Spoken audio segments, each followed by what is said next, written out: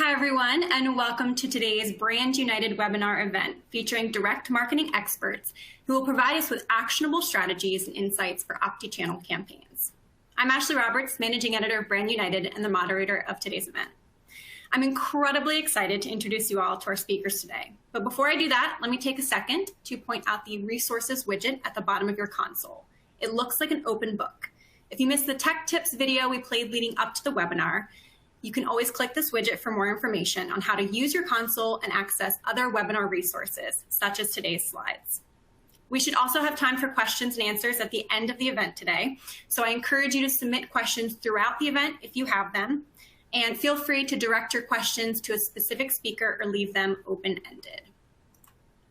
So just a little bit about who we are at Brand United. We are the connector between online and offline marketing communication channels. Through our e-newsletter, case studies, research, and educational events, we provide marketing professionals with the information they need to maximize the impact of their campaigns and create a united brand experience. Our content equips brands, agencies, and designers with strategies and best practices for optimizing key consumer touchpoints. Our coverage of print marketing innovations, package design techniques, and customer experience trends will help you take your brand to a new level of impact. I'm also going to take a moment to thank our sponsors today. ANRO, the Center for Technical Communications, Bob Bly, Canon Solutions America, Clearview Social, Comper Media, Direct Mail 2.0, Gunderson Direct, ID Alliance, Mohawk Paper, Nakusa, Paper Specs, Parsley, Printing United Alliance, Reach Marketing, Roland Papers, SQL Response, Sylvamo, and the United States Postal Service. Today, we have an incredible lineup of speakers who will give you the background to make informed decisions about your next Optichannel marketing campaign, the tools to help you measure and attribute print success within your strategy, and some excellent creative ideas that you can implement. First up, Patrick Carroll, Director of Strategy at SQL Response, is going to share some findings from the 2022 Direct Mail Industry Benchmark Report, which will help you evaluate where to invest your time and money in 2023. Following that segment, we will explore the technical side of your Optichannel marketing campaign with the 3 Ds of omnichannel success: digital channels, digital technology, and direct mail. That discussion will be led by Ray Van Eiderson, Manager of Marketing Strategy at the United States Postal Service, with panelists Brad Kugler, CEO and co-founder of Direct Mail 2.0, and Dennis Kelly, CEO of Postalytics. Finally, we welcome 3 speakers who will showcase some ideas to get your creative juice flowing and offer tips for using these ideas to take advantage of the 2023 USPS Promotions and Incentives Program for Direct Mail. Summer Gold, Account Executive for Nyanesh Printers, Mike Gunderson, President, Gunderson Direct, and Chris Foster, VP, New Business Development, Modern Postcard. After that, we should have some time for Q&A, so remember to get your questions in. So I'll stop speaking now, and I will give the floor to our first speaker, Patrick. Thank you, Ashley. So at SQL, we already knew that direct mail was an effective channel, high ROI, high scale, but we really wanted to hear from marketers like you. And so we set out and did a survey, and today we're going to dive into some of the learnings. So first, to set the scene, we partnered with NAPCO Research to survey marketers really across the US. We heard from 158 direct-to-consumer or a combination of B2B and direct-to-consumer marketers. 75% of those respondents were CMOs, VPs, CEOs, or presidents. So decision makers were very much accounted for in this survey. The largest sector that we saw was retail or consumer services at 44%, but many other sectors were covered as well. And some of the questions we asked were, how are you using mail today? How's it performing? How are you integrating with digital and other channels? And then what are some of your challenges or top concerns? So getting into some of the insights of what we learned. First off, the respondents that we had were all over 10 million in marketing spend. So 96% of them were already using direct mail. The good news is the vast majority of respondents reported steady performance, and 60% of them actually reported improved performance. So good news out of direct mail in 22. 86% of the mailers that responded also indicated that direct mail was either maintaining or increasing. And that's pretty consistent with what some other research would suggest, where we might be coming in at about 3.5% year over year growth in mail volumes. But we also asked, where's that budget coming from? And some of those channels that maybe are losing ground to direct mail are SMS, connected TV, linear TV, and radio. Perhaps some of the less trackable channels, whereas direct mail, very trackable. And then among the small percent of respondents who are not currently using mail, good news is 2 out of 3 of them have considered entering direct mail. We also asked the respondents why mail, and we allowed them to choose more than one answer, and that's why our pie chart adds up to more than 100%. The number one reason is because they inherited a legacy program. However, scale played a big factor in why they're using mail, diversification of marketing mix, mirroring some of what their competitors are doing, and then also rising CACs or CPAs in some other channels. That's not to mention what we all know, that is everyone loves direct mail. Consumers like it. 9 out of 10 consumers across generations engage with promotional mail. It's very trustworthy, and we saw that in some of our responses as well. We also asked them how they're getting their mail done today, and 71% of respondents are currently partnered with some form of agency, handling either in a turnkey capacity or for data or for creative or a combination of everything. And outside of program management and day-to-day tasks, the number one reason why someone is working with an agency is actually integrating direct mail with digital. That was the most important response that we saw.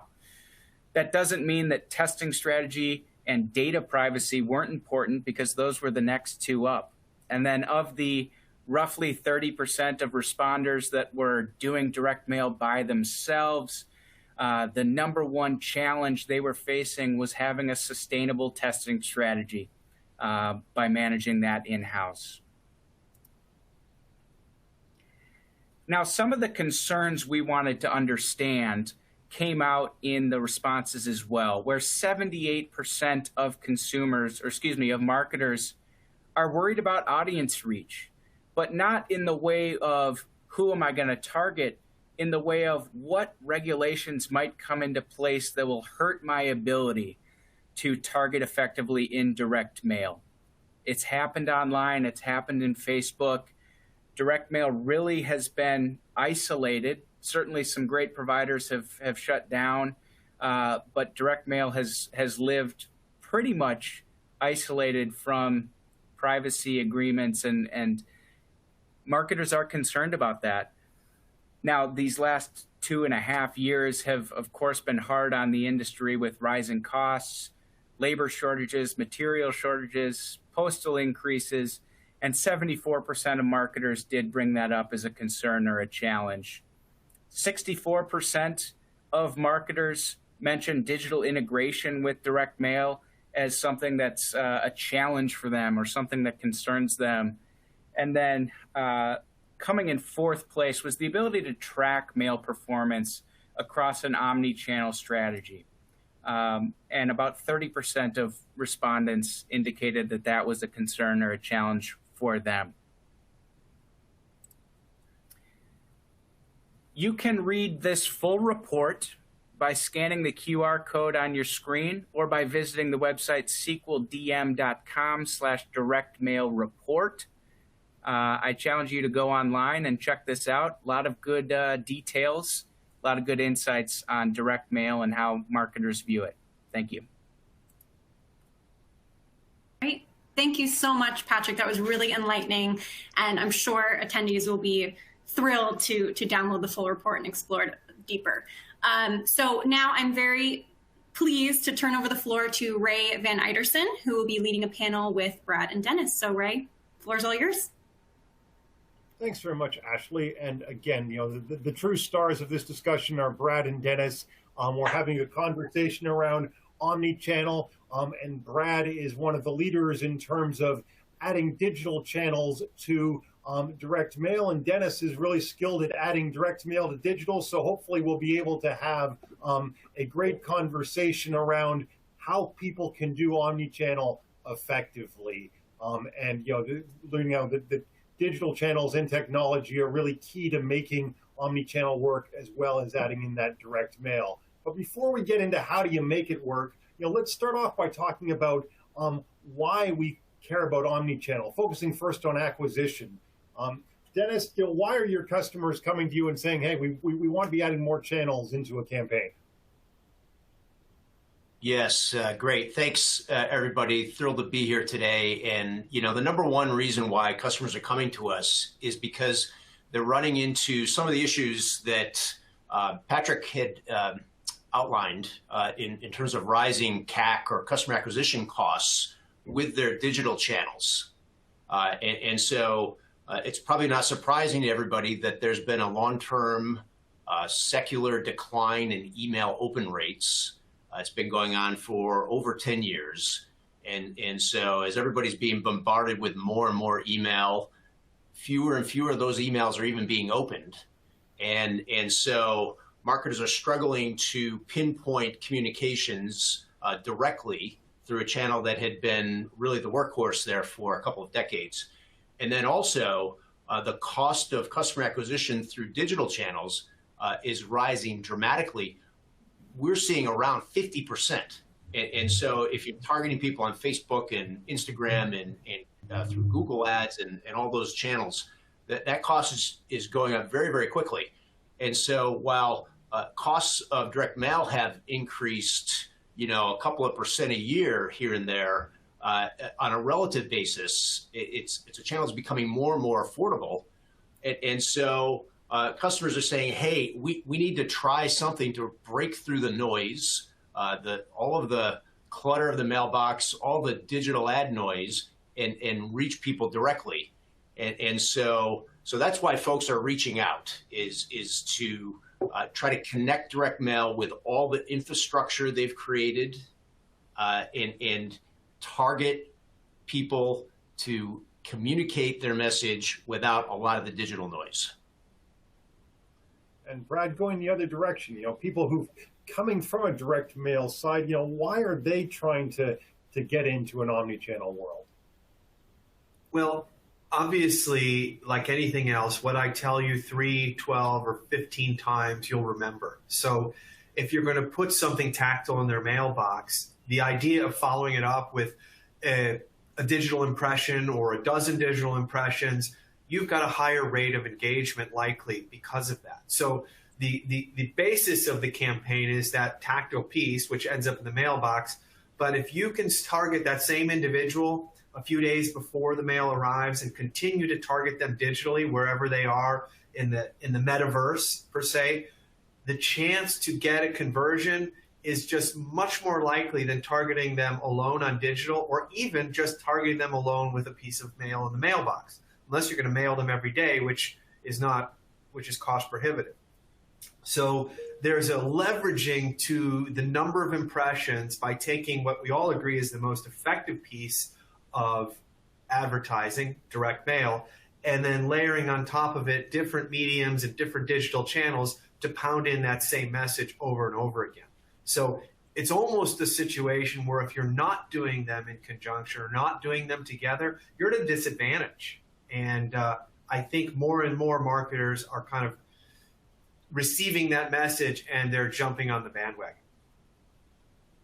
Thanks to both of you. And when we've done research in the area, what we typically see about why people want to be doing omni-channel is that the research says that if you're using multiple channels, you're getting higher purchase rates. You're seeing higher ROIs and different segments of the audience. Some people are visual buyers, some are auditory, some are kinesthetic, really the tactile. Either of you have any stories to talk to examples of how people are being able to benefit from these kinds of things? I mean, one of our favorite success stories is, in the nonprofit market where we've done mailings that people have mailed every year, like clockwork, sometimes for decades, asking for donations at a certain regular time period. And then they've added our Omnichannel, and they've literally gotten a 5,000% increase in their donation receipts. And again, there's nothing really to say why it was better. I mean, this is a long-term test, and they've come to us. We haven't even asked for this, but once they've seen this sort of jump in response rate, they become customers for life.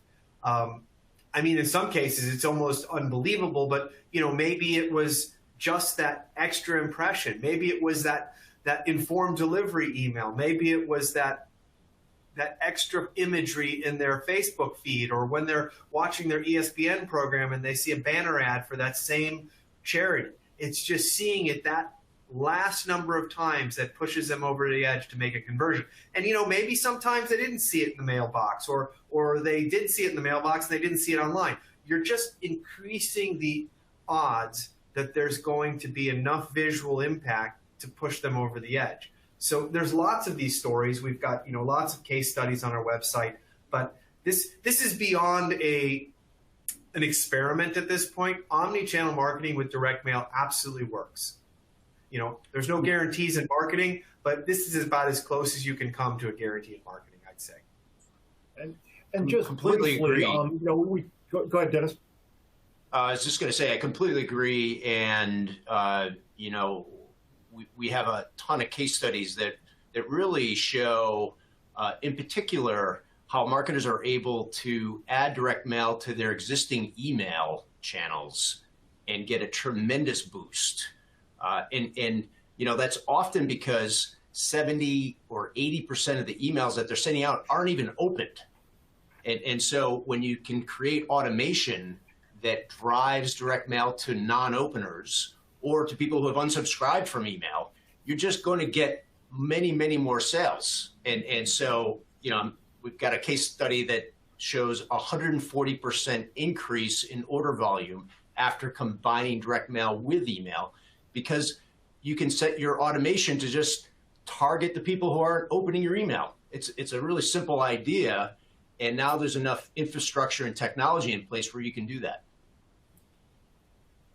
Perfect. And then very briefly, when we've been talking about acquisition on the retention side, are you guys seeing benefits of Omnichannel on the retention side as well? Yeah, absolutely. And I think, there's been a tremendous investment in marketing automation, CRM, where workflows are being set up to target customers upon renewals, to target customers who are not active, who aren't purchasing at this point. And so by using some of the latest technology to plug direct mail into all of those workflows that are created, you can hit retention, win back, all sorts of different types of campaigns that have traditionally really not been the focal point of direct mail. But you can plug direct mail in and augment the campaigns and the infrastructures you've already created. Yeah, I would just echo that. I mean, I would say that, just in the example you gave of renewals, you get endless emails about renew this or come into this, or your phone rings off the hook. I don't know about you guys. I don't answer my phone anymore unless I know who it is. Emails, I give a half a second timeline to the subject, and if it looks like a marketing mail, I'm out. But I do look in my mailbox, and even when I'm standing over the trash can, I am looking at every piece of mail that comes in my mailbox. And, maybe I'm getting 6 or 7 pieces a day. So it's not crowded.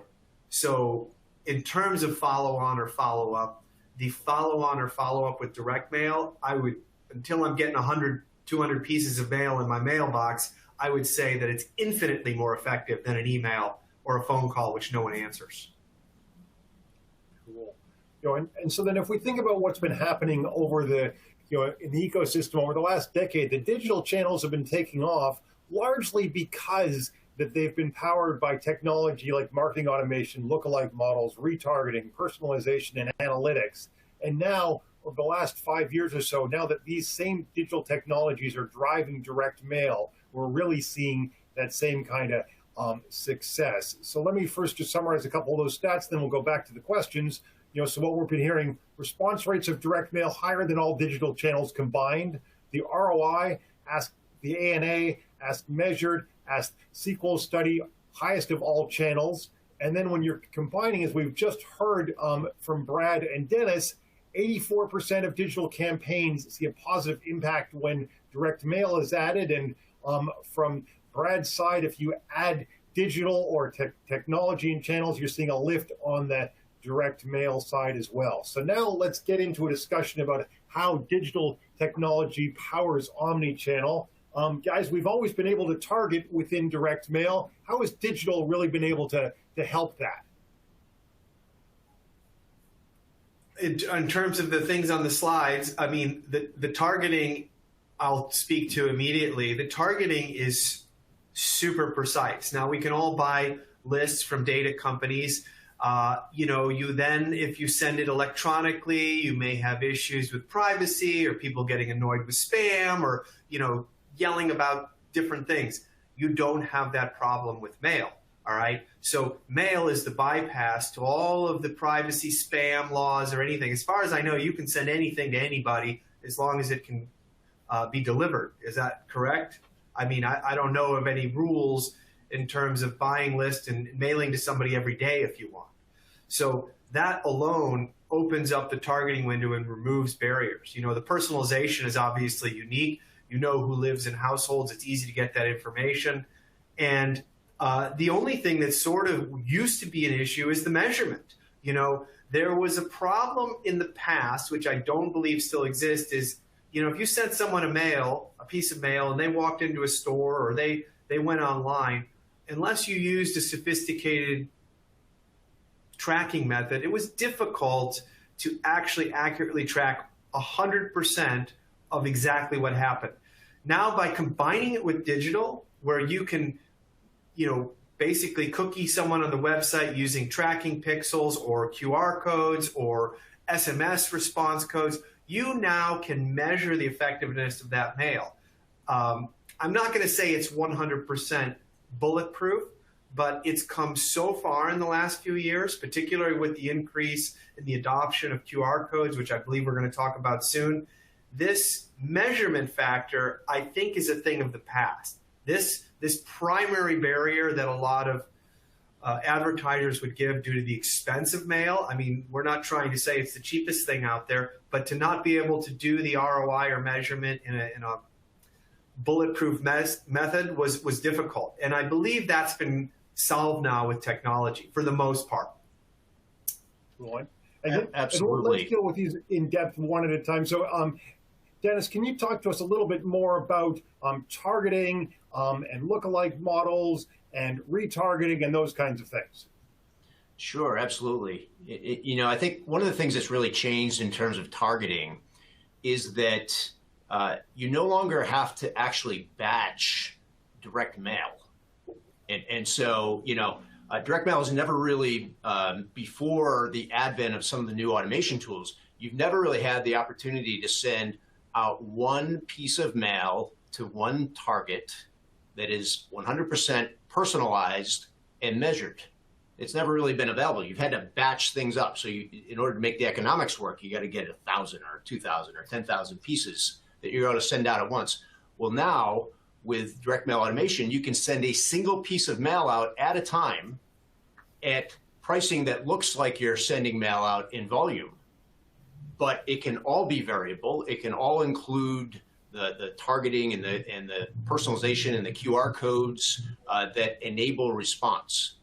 And so that's a huge shift, and it opens up all sorts of new ways to talk to customers throughout the customer journey, including retargeting, right? So if somebody goes to the website and hits a particular page, you can now run through what's called a reverse IP lookup, grab the address of that person and send them a single piece of direct mail, one at a time.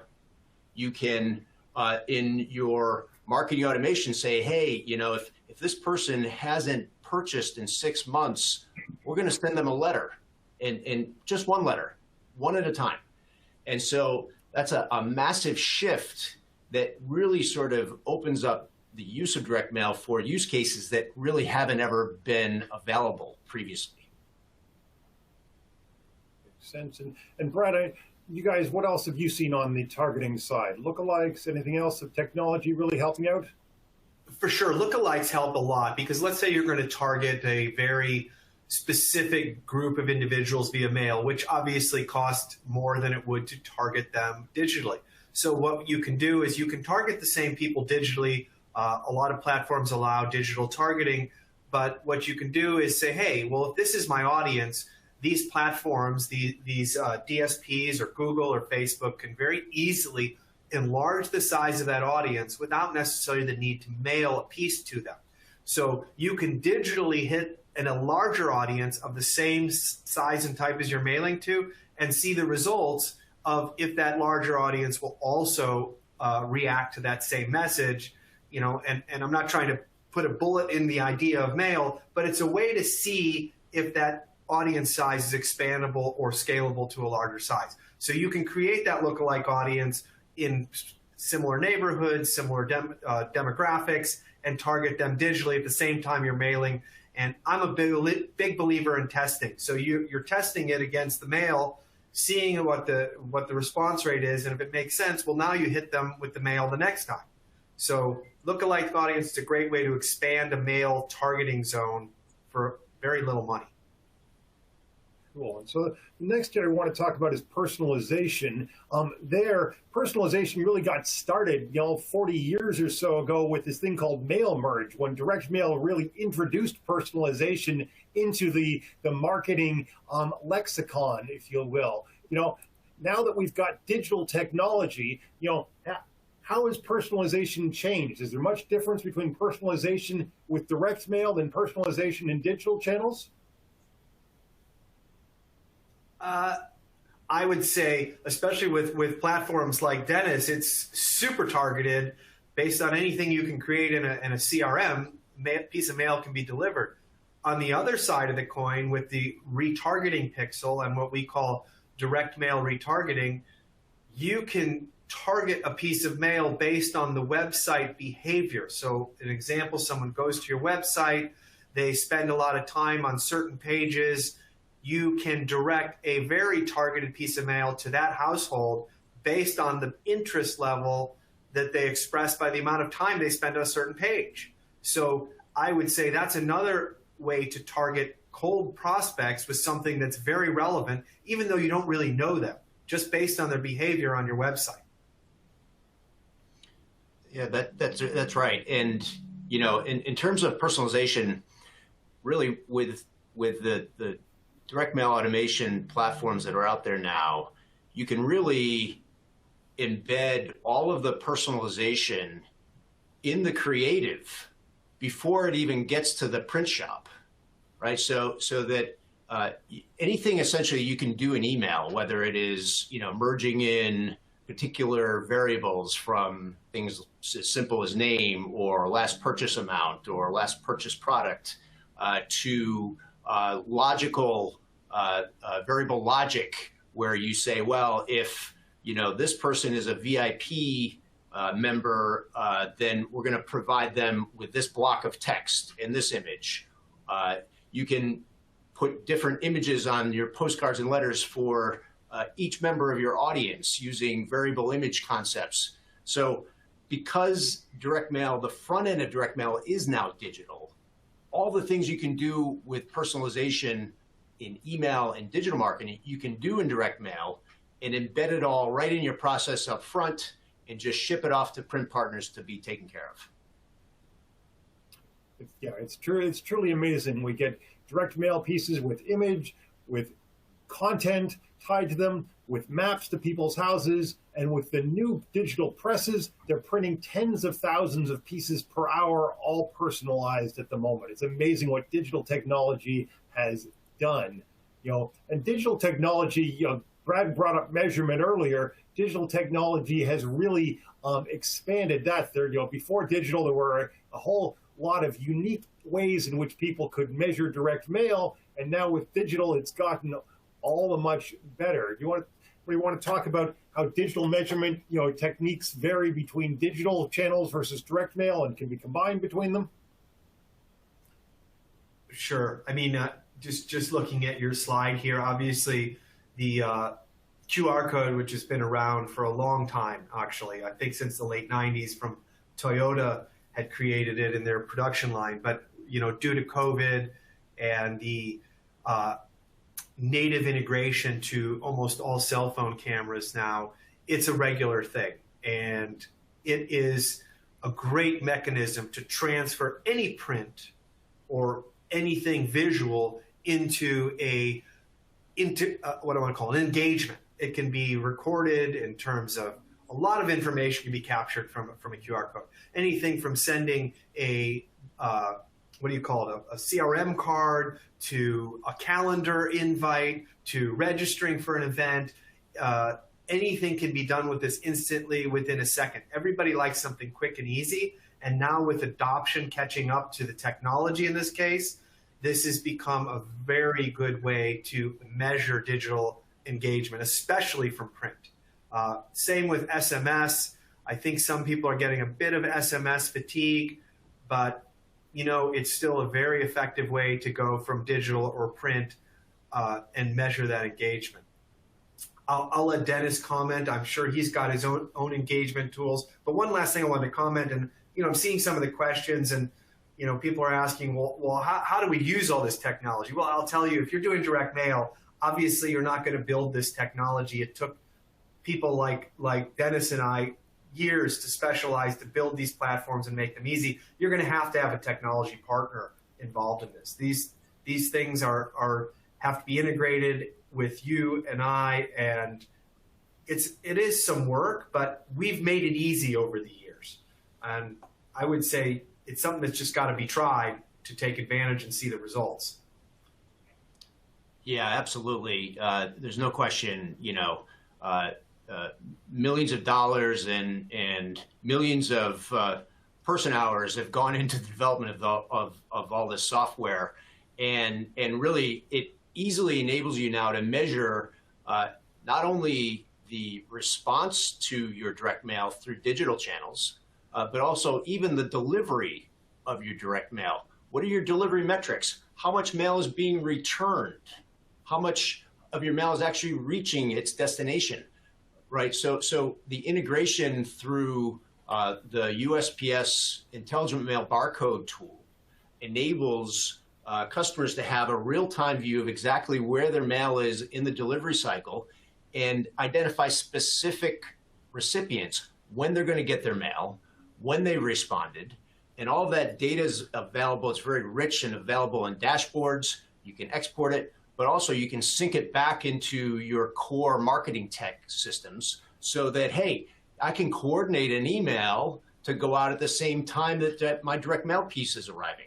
Or I can ping a sales rep to pick up the phone the moment that somebody hits a QR code. And so all that automation, both kind of coming out of the marketing automation tools, but then back in to enable that Optichannel, omni-channel cycle to continue, is all part of the same technology that provides the measurement and analytics of what's happening with direct mail. Yeah, it's amazing. When I look at, when I talk to some of my digital colleagues and they talk about, some of the folks are not as familiar with how you can measure with direct mail, and then you can use all of these different ways in order to track a response, whether it came from direct mail, and you can use matchbacks to enable looking at, what addresses did you mail to and what addresses made a purchase in the month afterwards, and you just match them back really simply, and how effective it is. It's something that you just can't do with digital channels. And then if you want to get sophisticated in measuring omni-channel campaigns, I did a webinar a couple of weeks ago with measured.com, and they've really looked at incrementality and really demonstrating that when you add in direct mail, how much more of an effect it has than some of the digital channels. So the tools are out there, and if you are unclear about how to measure with digital, how to use digital to measure direct mail, it's incredible how that can all be done. then the last area of this, ease of use. Dennis and Brad, you've been, writing lots of software to make it easy to use direct mail versus digital. Can you tell about the differences in ease of use between the two channels? Sure. I mean, obviously one of the biggest tasks of a software developer or a software company is to make your product usable, and it's a never-ending story. But we sit in between the printer and the printer's client, and we offer that technology layer that allows the printer to enable for their client all of these services we're talking about. So that is the printer then upsells their client and offers them the visualization and the reporting, and it's all there, very easy to use, buttoned up. And that's really where I guess you could say the proof is in the pudding. When you see a live real-time dashboard that's showing you your number of scans and when your mail was delivered and how many impressions you got and how many clicks you got, and it updates every few minutes, you see that advertising union and work between the print and the digital. It takes away the mysteriousness of, I don't know, I spent $25,000 on a campaign and I got 3 calls. Well, it removes that mysteriousness and puts it into black and white numbers that can be seen. Am I doing it wrong? Am I doing it right? The proof is in the numbers. And I hope that answers the question, but it is easy to use and it does work. And that's not a shortcut for bad marketing or bad creative or a crappy website or a bad piece of direct mail. But if all those things are on point, well, then it's not a question of the technology is my point. The technology works, the lift is real, but there's still marketing acumen that's involved in this. You can't put out a bad piece of marketing and expect to get good results, even if you use all these tools. Absolutely. And, I think just to build upon what Brad was saying, one of the big changes that has occurred with direct mail is that, now through the use of automation tools, you can actually build campaigns and not have to worry about finding a print partner. You don't have to worry about figuring out a lot of postage regulations. You can build all the workflow logic that is a lot of times done in sending proofs back and forth between print partners and marketing teams and handing off to graphic designers. All that can be done through point and click software. And so, what's really happened is that the production of direct mail has had a lot of friction removed from it.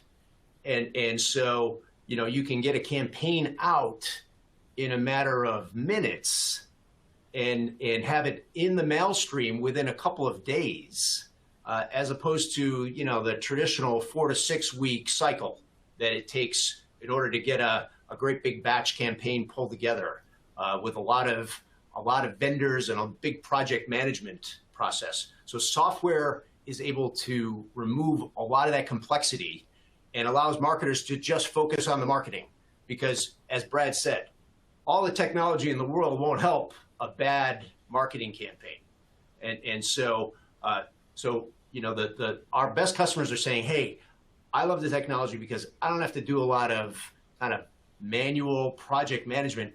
We can focus on delivering better tests. We can drive, a better understanding of what call to action is going to work with what audience. How should our messaging evolve over a series of multiple touches? And how do the channels all work better together? How do we layer the messaging between email and digital and direct? All of those things you can focus on when you're not spending weeks of your time coordinating complex project management tasks. Perfect. And last question, very briefly, often people say, okay, I'm sold. I want to add direct mail to my digital. How do I do it? So Brad and Dennis, just quickly, one thing, what would you do? What's your advice for how somebody should start to test direct mail in their campaigns? Honestly, without sounding self-promotional, I think that if it's a person doing marketing, they should ask their marketing director or their agency or their printer and say, listen, I want to combine digital with printing. What do you suggest? You say, hey, I've heard of this company, Direct Mail 2.0. Have you? And we will help you out there. So that would be my word. Ask. Absolutely. Yeah. And you know, I think looking for low-hanging fruit, right? Where to start. And a lot of times our customers are saying, hey, you know, it's this idea of I've got this huge investment in email marketing.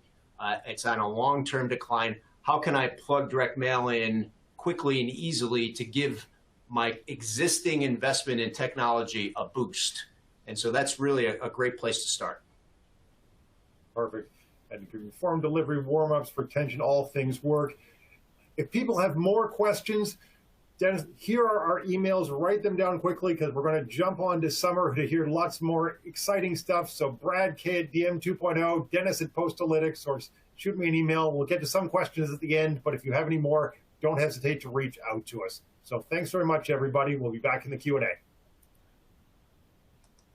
Yes, perfect. Thank you so much, Ray, Brad, Dennis. That was incredible. I think we have a better understanding of the tools that are available to us to get the most out of our Optichannel marketing campaign. So we do have some great questions coming in, but I just want to remind everyone on today that if you have a question at any point during the event, please submit them and we will try to get to as many of them as we can at the end. So let's get into some of the ideas that attendees can implement into their own campaigns. And we're going to start off with the wonderful Summer Gold. Take it away. Thanks, Ashley. Hi, everybody, and welcome. So let's see. Who am I? Just real quick, I've been doing direct marketing for 31 years, so I've seen the good, the bad, and definitely some ugly. That's all my contact info if you want to reach out. So first, did you know that the sense of smell is linked to the systems in the brain that evoke emotions and memory more directly than any other sensory system combined? And on top of that, you can use scent to save 5% on your postage in 2023 by using the postal promotions. So, digging into the meat of that, what does that mean for marketers? That means that not only can you use smell to influence emotion and purchase intent, but you get to save some money too. Woo! And 5% isn't chump change.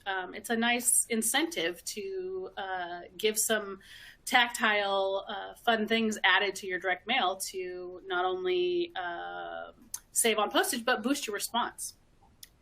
So here are a few fun facts about scent. 75% of emotions that we generate on a daily basis are affected by smell. And smell is the strongest of our senses, and it's directly linked, like I said, to memory and emotion. Fragrance influences consumer reactions, opinions, and their intent to purchase. So 81% of consumers would choose a product they can smell over one they can only see. 65% of consumers can remember a memory associated with a scent for a period of 1 year. Imagine how effective your marketing message can be if people can remember it based on the scent you added to your direct mail piece. 67% said that fragrance print advertisements are fun, and 80% of consumers interacted with fragrance sample. So there you go. Just some fun facts about scent and how you can count on that to help increase your direct mail response. So how can you add scent? Scentisphere creates special coatings and labels, so you can easily add those to your direct mail. There are other companies that do that as well. Just throwing out there an example for you. They have a rub and smell product, which is a scented varnish that prints in line like a fifth color on your printer. So you can feature up to 3 fragrances on a page. The little candles here kind of show you that you can do that. If you peeled off this one, it would smell like ocean breeze or what have you, right? So any scent that you pick can be added. They are approved by the post office for application on the outside of your mail piece. for the peel labels, that is. And then Centicoat, which is the third option that they have, is an ambient coating. So the entire piece smells like that fragrance. There's no rubbing required, all that kind of fun stuff. But it's going to be best if it's placed inside of an envelope so that the scent really works when the recipient pulls it out of the envelope. Just to give you some more examples, this is a rub and smell. This is also a rub and smell. Now, keep in mind that when you're adding these features, you're going to want to give them an incentive to scratch it, right? Rub it, whatever wording you want to use. And so that they know it's there, right? You don't want to spend money on using a scent and then people don't even realize it's there. This is an example of where scent was added, but nobody knew it. So this is a good example where it's telling you, hey, rub right here, and then there's a pleasant smell when you do so. So some results that you can expect if you do decide to add scent. The scratch and sniff was used on a drop, and the scented coupons outperformed expected results by more than 50%. That's pretty awesome right there. Some business reply card inserts. The coupon was redeemed at almost 0.8%, which is 68% more than they were expecting. And overall, the launch generated 2 times the sales, with users who are delighted in the scent. And then one more would be a credit card issuer experienced response rate lifts varying from 12% to almost 50%, and that really depended on the scent that was featured and the imagery the scent was paired with. Like in the previous example that I was showing you, if you don't call out the scent and what people are supposed to do, you're really just, throwing money away. You're certainly not going to provide them with the experience you expected them to get. Okay, so if you're not sure what scent's going to work for you, there are some options. I like Nature's Garden. It's great for brainstorming, seeing different options that are available. Over here on the left-hand side, you can pick, apple scents, boozy scents, let's say you're thinking something chocolate, but you don't know what you want to provide with them. You can click on those chocolates, and over here will list out your different options. And you can see, okay, I think this one will best convey the message that we're trying to reach. Not every scent has to be exact to like the perfumes and things like that you see in magazine ads. What you're trying to do is you're trying to invoke an emotion related to your marketing message. And that can be done through a variety of different scents that are going to be up to you to choose what you think is going to be best for your audience. Now, at this point, you might be thinking, well, I don't really want to use it. So, what can I do?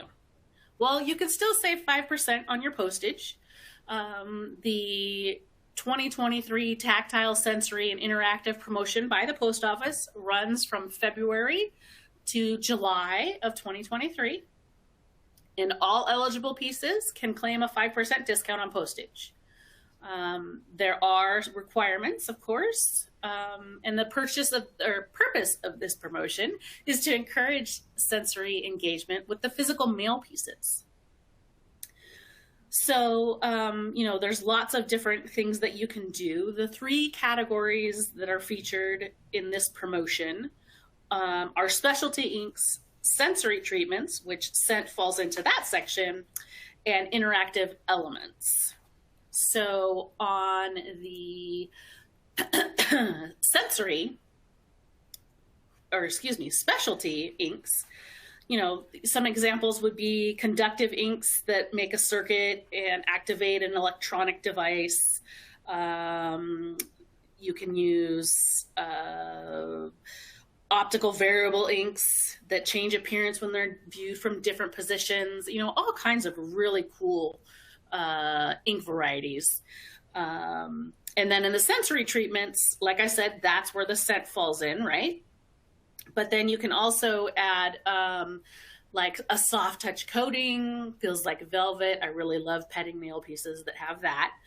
And then sound, you can add chips and things like that to your mail piece so that some sound can be activated. And then, there's also the taste option, but I'm not inclined to really push that one because, sending the piece through the mail, I'm not really sure I'd want to try to taste it myself. And if I don't want to taste it, well, I probably don't want to have my customers do that either. So anyway, interactive elements is the third category, okay? And in that, there are infinite folds, which are folds that you keep folding, and on every fold that you're folding over, there's a different message on each panel. It drives curiosity. They're super fun, and people will flip through them more than once. And then you have three-dimensional, so you're not sending a flat piece of paper in an envelope, but you're sending a box, you're sending a tube, those kinds of things. And then pop-ups, they're super fun. They deliver flat in an envelope. You open it up, you pull it out, and poof, it turns into a house or a star or all kinds of different fun things. So you can check that out too. All of those things will qualify you for that 5% postage savings in 2023. I really think that you should take advantage of that because why not save 5% on postage? And really my two favorite groups are the things that you can touch, the different coatings, the smells, and I really do like pop-ups. All your mail pieces must be submitted to the post office for this TSI promotion for review and approval no later than 1 week prior to your mailing. So make sure that you are providing that information and getting that approval so that you can save your 5% on postage in 2023. Mike, you're up. Yes, and I just wanted to say, Summer, incredible. I love that you pointed out that you should have a call to action to actually rub or scratch the direct marketing, and I love the experiential scent examples like with the credit cards. I do want to remind everyone, if you have questions, please submit them. We have a ton coming in. And now, Mike, the floor is all yours. Excellent. Well, thank you very much. First, I want to say thank you very much to Brand United for having me. Really appreciate that. First, I just want to say something about Summer's presentation. We did a really fun piece for a Trigger car insurance mailing a few years ago where we used a new car smell on the direct mail itself, and it was really effective and a lot of fun. So highly encourage adding additional sensory to your direct mail.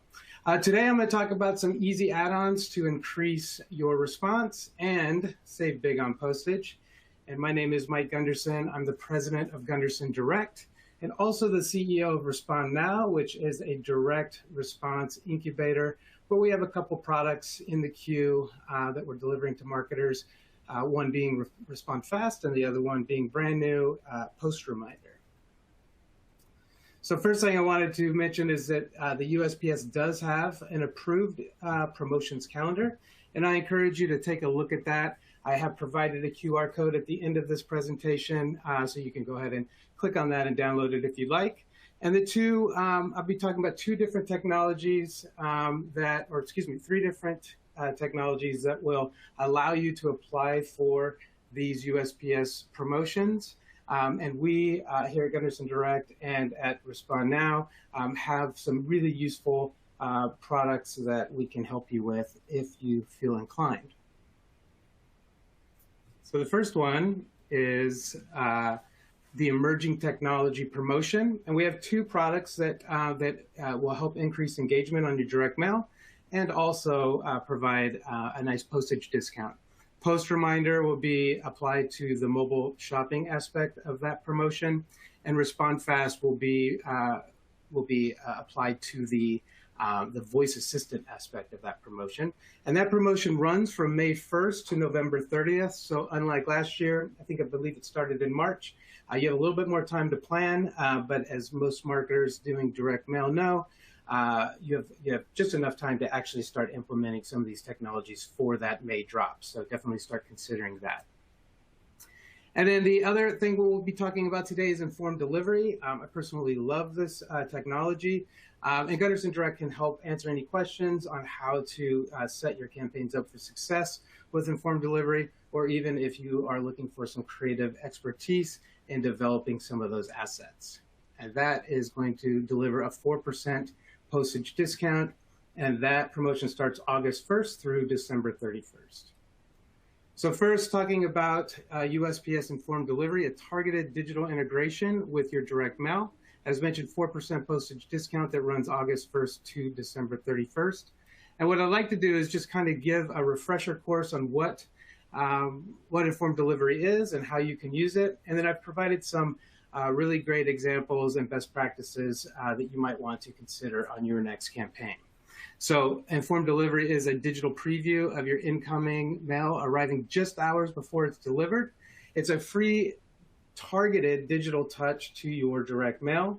It reaches over 52 million registered users. It has an average open rate of 68% and a click-through rate of 1.3%, which if you're doing email marketing, you know that is a very, very good metric. Your ad sorts to the top of the USPS digest when you apply informed delivery to your campaigns. It links directly to your landing page. The USPS does provide click-through reporting so that you can actually look at those metrics and see how your campaigns perform. And it increases brand and creative recall at the mailbox.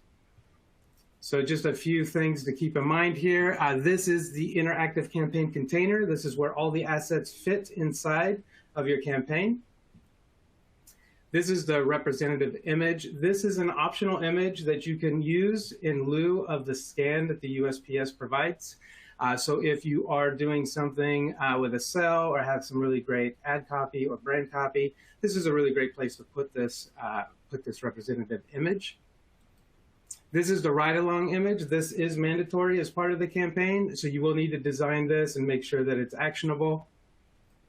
And then finally, there's a mailer ID at the top and some action buttons at the bottom, a learn more and a set the reminder. And please remind yourself of the reminder. I will be talking about post reminder that fits really nicely in with what the USPS does with their set a reminder on their informed delivery digest. So just a few effective examples that you might want to consider. This one is from Divi Homes.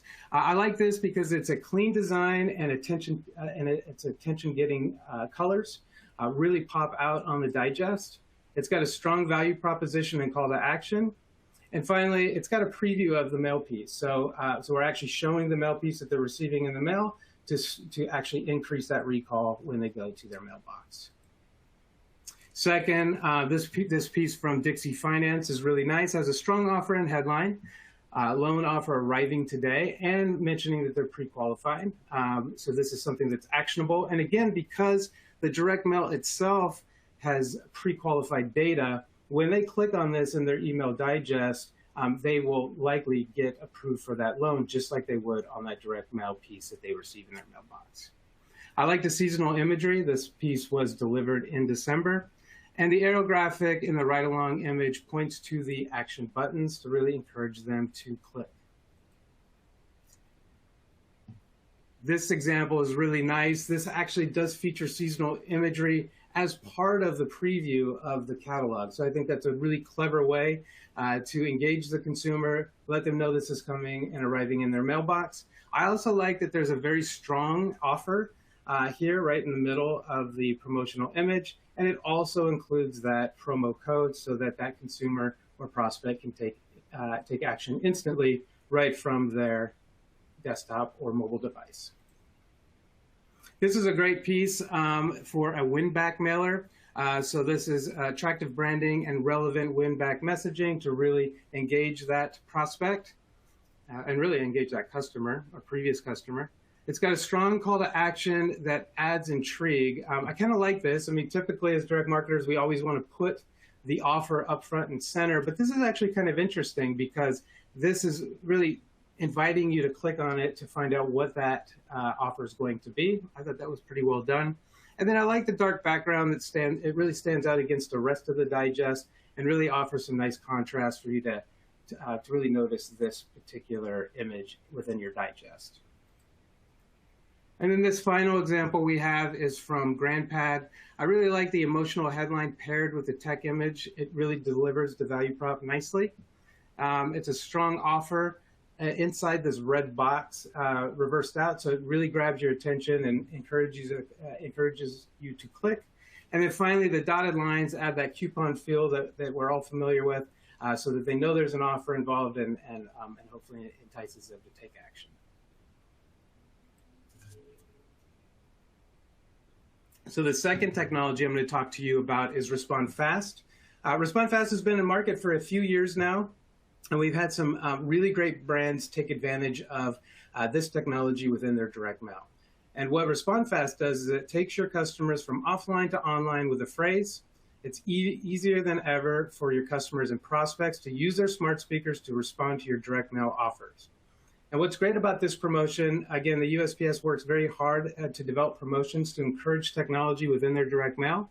And what's great about this is they're offering a 3 to 4% postage discount on this voice assistant promotion, and that starts from May 1st to November 30th, which I really love. This is a very long promotion period and allows you, especially if you're a large mailer, allows you to really take advantage of some great savings. So Respond Fast provides an innovative and easy to use way to connect customers and your direct mail. And this is great technology to drive them to landing pages, deliver coupons and promotions, offer fast app downloads, provide daily specials, take surveys and ratings, or even have on-demand audio. So if you already have some in-market radio or even TV, DRTV, you can utilize that as a voiceover on the smart speaker itself, which is pretty cool and convenient. So it works really easily. We call it a voice-activated call to action, a VACTA. And what we have is a call to action that's right on your direct mail piece. As you can see here, tell your smart speaker, Alexa, open Respond Fast, and use the phrase Posh Retail. Once the user does that, they interact with the speaker with just a few questions, and they provide their phone number. And then instantly, we take them from offline to online. The prospect receives a text with a website link, coupon, or other useful information sent right to their mobile device. So take a look at that. And again, I have provided a QR code at the end of this presentation that you can scan and learn more. And finally, this is a really exciting post reminder. We just launched just a few weeks ago, and we're excited to have it in market for 2023. And we're equally excited that the USPS has approved this technology for a 3% postage discount for their mobile shopping promotion within emerging technology. So it's very, very exciting. No FOMO on your promo. Set an alert before an offer expires, when a sales event is about to start, or when it's more convenient to respond. So the problem is that consumers want to take advantage of your offer, but they receive your mailing before the sales event and simply forget about it. They're busy, and even though they're interested, they don't take action. Or they put it in a keep pile where it gets buried only to resurface after the offer expires. Out of sight, out of mind. We've all done that. We all know how that feels when we miss those offers. But the solution is allow consumers to set reminders for your offers and sales events. And now with Post Reminder, prospects can respond instantly or set a reminder for your offer or sales event. Once a reminder is set, the prospect can add it to their calendar and share the offer with their friends and family. And the prospect will receive scheduled alerts to engage and encourage them to shop throughout the duration of your event.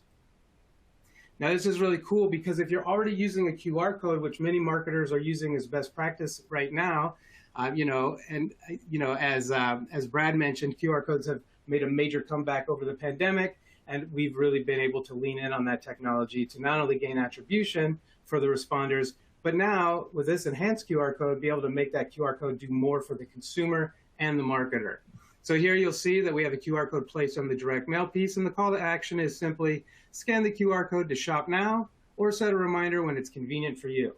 Then once they scan the QR code, they get served up with this very elegant and simple landing page. that shows the branding of that retailer or that or the company of your choice, a nice headline and call to action, and then a button that get them to shop now. We don't want to delay that shopping experience, but if they are busy, they now have an option to post a reminder for their shopping experience, and all they have to do is select tomorrow and a week, or even choose a custom day. And then they, of course, add in their phone number, and then in a few days, a few weeks, or even a few months, they'll receive a text message right to their mobile phone that shows a nice branded image. It could be a coupon, it could also be a barcode, it could just be a logo, and a nice headline and call to action for them to take action on that direct mail offer or sales event. So what we want to do is keep them engaged with those custom alerts. So the very first alert is the alert that they set. So they get that on the day they choose, and then they will receive that right to their mobile device. And then secondly, they'll get another alert one day before the expiration date. And that's where this technology is like really exciting to me, is that nowhere has there ever been a technology to remind you of those direct mail offers and offer expirations until post reminders. So this is a really, really cool piece of technology that you can add to your direct mail right now. So I do encourage you, if you have a mobile phone, go ahead and scan this QR code. This is a way you can experience how the technology works. And if you want to see how the alerts work, go ahead and select tomorrow, and then you'll receive that reminder tomorrow morning at 8 a.m., which is really exciting. So just a really quick overview of the landing page. We have the branded image, the headline, the Respond Now button. Again, we don't want to delay them. We want to get them to take action right now. But if not, they can choose a date. They can set their expiration alert if they'd like, and then they can go ahead and post that reminder. Then on the confirmation page, they receive the confirmation. They can add this event to their calendar, and within that calendar invite that they add also has all the same call to action information that that text message does. So it has some promotional copy, it reiterates the offer, and of course has links and phone numbers for them to take action as soon as they get that alert, even on their calendar, which is really cool. Just in case they had second thoughts and they did want to go ahead and shop now, they would go ahead and hit the Shop Now button, and it'll take them right to your landing page or shopping experience. And then finally, they can share this offer with friends and family. If they had intent and they went ahead and scanned the QR code and they set a reminder, they likely may want to share this with their husband or their mom or their family members or friends. And so this is a really great opportunity for them to click that button and be able to share the offer. Now, if the offer is a truly exclusive direct mail offer, we have a toggle within the campaign setup that will turn that button on or off. So that's my technology. 3 really great and easy add-ons for direct mail in order to encourage you to take advantage of higher response, higher ROI, and of course, discounts from the USPS. And I encourage you to go ahead and scan this QR code to learn more now, or set a reminder for after this webinar. And thank you so much. I appreciate it. Mike, thank you so much. That was a great way to demonstrate the effectiveness of this technology. So thank you for sharing. So last, but certainly not least, I am very pleased to welcome Chris Foster, who will walk us through some creative and direct mail retargeting strategies. Fantastic, Ashley. Thank you so much. Thank you to the other panelists, and welcome in, and happy holidays, everybody. Really appreciate you being here, and let's just dive right in. So some of the folks earlier had talked about direct mail retargeting and what that actually looks like. And I wanted to talk about the creative aspects to direct mail retargeting, because it's different, right? It's a different part of the customer journey. It's not trying to create awareness because they've already been to your website. It's really about leveraging that visitor's experience on the website and then turning the best creative for direct mail to that. But first, let's talk about the why of direct mail retargeting. We know that 98%, 97% of website traffic you pull in leaves without visiting. We also know that 70% of visitors who leave a website will never return on their own. They just won't come back. They're gone. Bye-bye. They walk away. Now, there are many marketing tools to help convert the traffic you've already paid for. And that's the thing. When someone comes to your website, you've already spent that budget to get them to your site. You've already paid for that, so the budget's gone. The question is, how can you leverage and monetize the budget that you've already spent? And so there are lots of tools, and digital retargeting is a very common solution. It's fantastic, right? 50% of marketers will increase their digital retargeting budget. And I know, right? I come to a brand, I check it out, and maybe it's later in the afternoon, and then when I'm cooking dinner, I see the ad from that brand come up on my Facebook feed or on digital ads throughout the New York Times or other types of content. So digital retargeting is very ubiquitous now. It's kind of a table stakes for most brands. But there are two big challenges with digital retargeting, right? It's the Godzilla and the King Kong, right? They're just unavoidable. Number one challenge is that retargeting ads get buried under what's called digital cognitive load. They've done a lot of studies now with fMRI brain scans for digital and print marketing, because digital marketing now has become such a part of our lives. They're just curious how we respond to it. But what they're finding is that there's what they call digital cognitive load. Now, most human beings can hold 3 to 4 things in their mind at once. It's just on average. But when you're going through a lot of digital experiences, there's a lot more that's involved, right? And then there's a second challenge with digital retargeting too, is that you are competing with other brands, and they're all spending to win impressions, right? All of these brands are out there, some larger, some smaller, but most of them, the larger brands, will simply outspend you in terms of creating those impressions. So two big challenges. One is the cognitive load and all the distractions that are around digital marketing experience or when you go to a website. And the other distraction, the challenge of being outspent by your competitor. So we've determined and learned that one an effective way to capture those website visitors is with direct mail retargeting or direct mail postcards. So retargeting website visitors direct mail is a fantastic new channel that's been out for a couple of years, so it's not necessarily brand new, but it's new enough that a lot of brands actually haven't taken full advantage of it.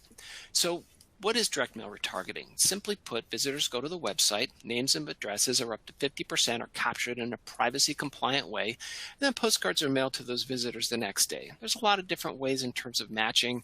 I think one of the panelists, Dennis, had mentioned IP matching. There's also cookie-based targeting. There's different kinds of technologies to pull that data in, all privacy compliant. But what it does is it simply says, okay, you visited this page or that page. Let's go ahead and now send you that direct mail card after you go. And you're connecting with customers at the ideal time. That's the thing. When I get a digital retargeting ad from a brand, I was online. I wasn't ready to buy then. If I get a digital retargeting ad a handful of hours later, well, I'm not ready to buy now. I wasn't ready to buy 90 minutes ago. I'm not ready to buy right now. Maybe in a day or two after I'm looking at competitors or I'm checking various offers out or kind of comparing and contrasting or considering different offers and different products, but not at that moment. And so the direct mail piece goes out next day and it arrives in what we call that sweet spot of recall and relevance, right? A handful of days after, not hours, but a handful of days, but not too long so that the customer forgets you. And so what I love about direct mail retargeting is that it combines the urgency of retargeting with the power of direct mail, that response power. Now, we've talked a lot about the power of direct mail marketing. We don't need to go into that. Everyone on this call is a believer in the power of direct mail. Like I was saying to the panelists before, it's like that oak in the forest, right? The forest of all these marketing channels. Direct mail still persists with higher response rates and engagement. What we're doing, though, with digital or direct mail retargeting is you're combining that relevancy of the retargeting and the website visit. Now, it has a very specific job in the customer journey. It doesn't create awareness because clearly the user's already been to your website.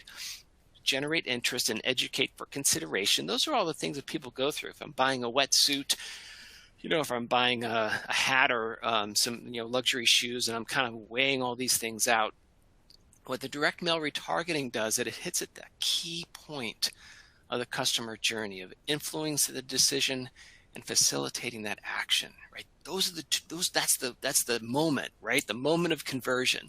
In terms of retaining loyalty and inspiring advocacy, that's down the road, right? Other channels do that. But direct mail retargeting is focused specifically on getting someone to take that next step. And the reason that's so important, why we talk about it that way, is that you have to determine the creative approach based on that customer journey and based on where that customer is. So you have to create the most effective postcard. Layout should be the best combination of message and offer and design. Now, everyone here knows about direct mail. It's physical, it's tactile, it's two sides, it's all great. But let's talk about kind of where that fits in with direct mail retargeting, and from a creative standpoint, some of the best practices. The number one best practice is to tell your story. Direct mail retargeting is an ideal channel for storytelling. Now, everybody loves stories. Everyone knows that. Throughout all history and all cultures, we all love stories. Human beings respond to stories. There's a ton of webinars and a ton of resources about the value of storytelling. I don't have to go into that. But what's important about using storytelling methods for direct mail retargeting is that's the best way to engage that customer. So don't just have an image and an offer. It's like a nothing burger. There's nothing in it. It's just an image and an offer. I could get that anywhere. I could get that on a print ad. I could get that on a digital ad. It doesn't take advantage of that one-to-one relationship you have with your prospect, because you're communicating with them literally in their hands. They're literally holding the piece in their hands. You have their undivided attention. You have an opportunity to tell a story. As an example, fantastic website, fantastic e-commerce company, fantastic company, right? Organic, made in the USA, eco-friendly. She's wonderful. And I kind of like to name her Chloe, right? So the hero's Chloe, right? The villain is the big clothing industry, right? The mentor, Blue Canoe. Journey is eco-friendly, organic clothing, right? That's the thing. But the transformation that's so important that we want to focus on with the creative is doing good, feeling better, and exerting the power of being able to choose your own brand. There are more choices than ever, but that's very powerful for that consumer, because I don't have to fall into the large machinery of the fashion industry. Instead, I can make my own choice. And that's what the creative focus is on, showing the hero and reminding her what she cares about. She cares about doing good. Doing good has never felt better. Eco-friendly, organic, made in the USA, right? Creating that message of why that person responds and engages with the website. So it's not just an image and an offer. Of course, the image is there and there's a good offer. You have to for a direct response. But telling the story is what's so important. Look at this backside, right? The story about why, and that they do business with people who believe what they believe. It's a kind of a steal from the Simon Sinek principle of, do business with people who believe what you believe, right? That's the connection. That's what brands want to do. So the story, it's tight, it's economic, right? Our clothes reflect your lifestyle and values. That's why we make organic fashion that is breathable, beautiful, and made in the USA, right? All the great unique selling points are there, but it's wrapped in the story about clothing reflecting your lifestyle and values. You add that testimonial or social proof to show that another hero went on the journey and came back successfully. And then a note from this mentor, right? The mentor structure, assuring them that the path was made for them, right? And a little message from the CEO, just a nice touch there. It's a wonderful way to engage that customer right at the moment of purchase, because then they're reminded of why they want to choose that brand versus 3, 4, 5, 6 other websites that they might go to. So here's how this can be used as an approach for e-commerce brands, right? Have that structure. So this is like retreads, right? Handcrafted shoes from recycled materials, a little message about that, a story about that, but the elements of the card are all there. It can be economic, but it's not just an image and offer. It's a full storyline about why to choose that brand versus competitors.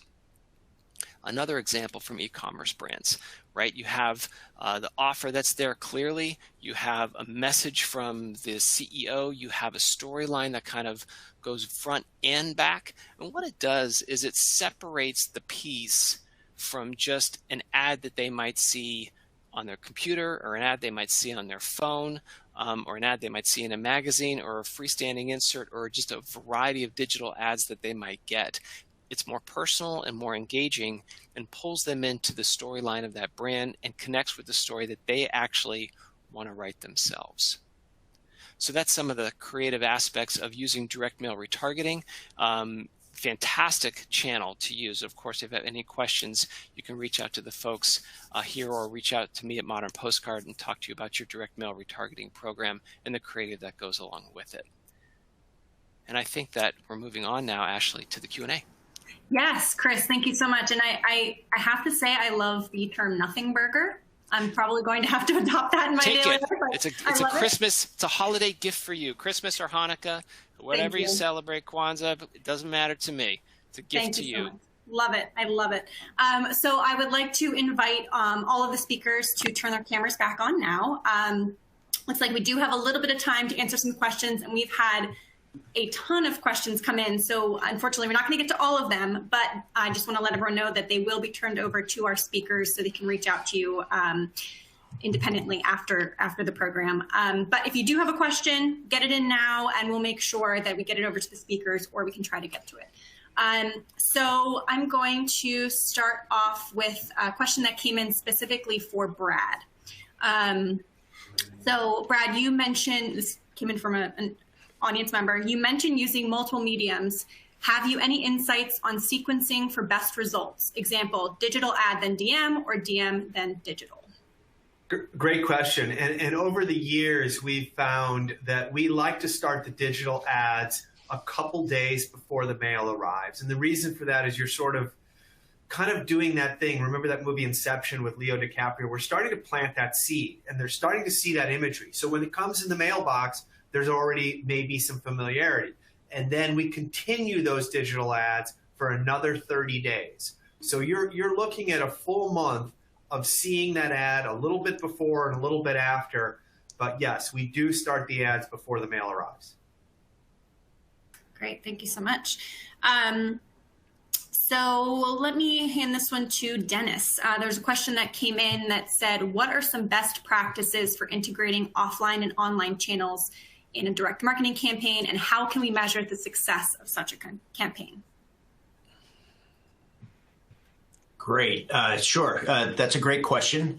And I think that what we recommend folks take in terms of integrating the direct mail with their digital channels is sort of a crawl, walk, run process, right? So rather than try to bite off too much at one time, look for some low-hanging fruit.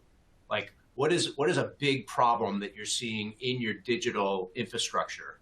And then try to plug direct mail into that with a small test, figure out what's working, what isn't working, and then kind of grow from there.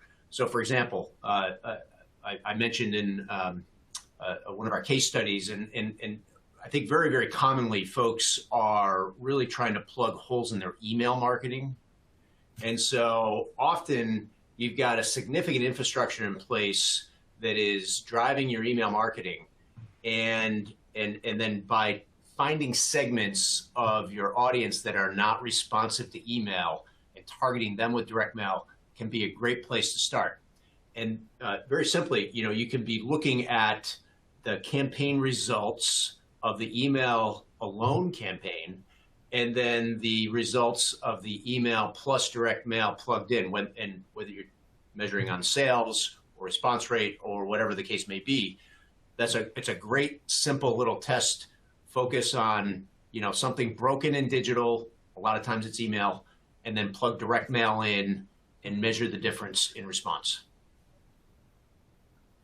Great, thank you so much. Here's a question that came in, and I'm going to pose this question to you, Patrick.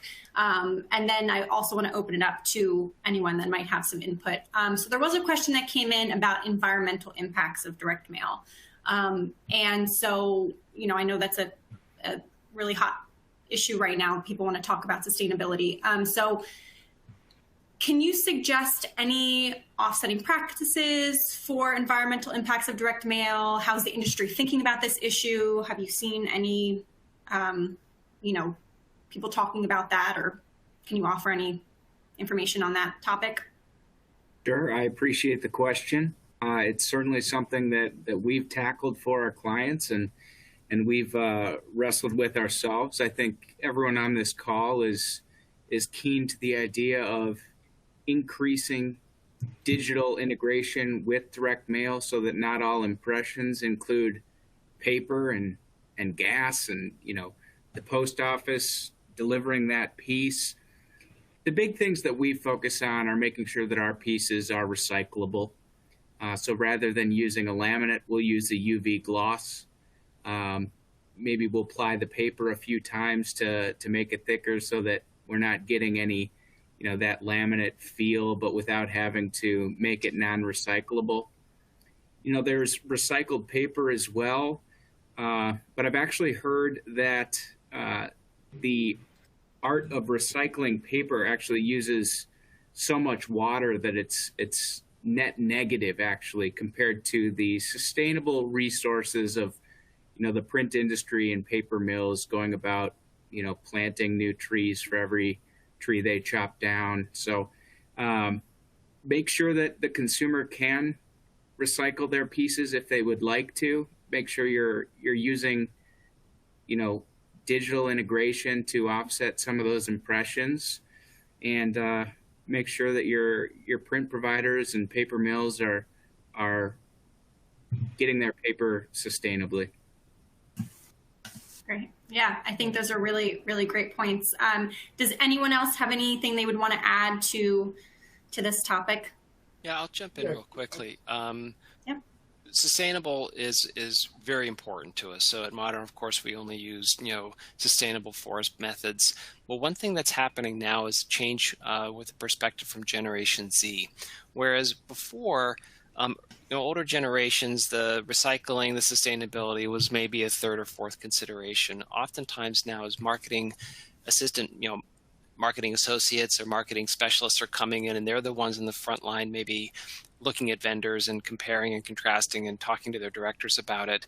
Sustainability is actually a first choice and a first priority consideration when they're looking at different vendors. So finding those folks who are committed to sustainability and promote that more effectively and promote that as a priority, I think is going to be something we will be seeing within the next 5 or 10 years as a priority statement in direct mail.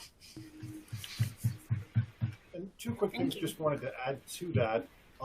The first is that people have been talking to the Postal Service about sustainability for a long time, and so one thing we offer is a greenhouse gas calculator that you can use to figure out what is the impact.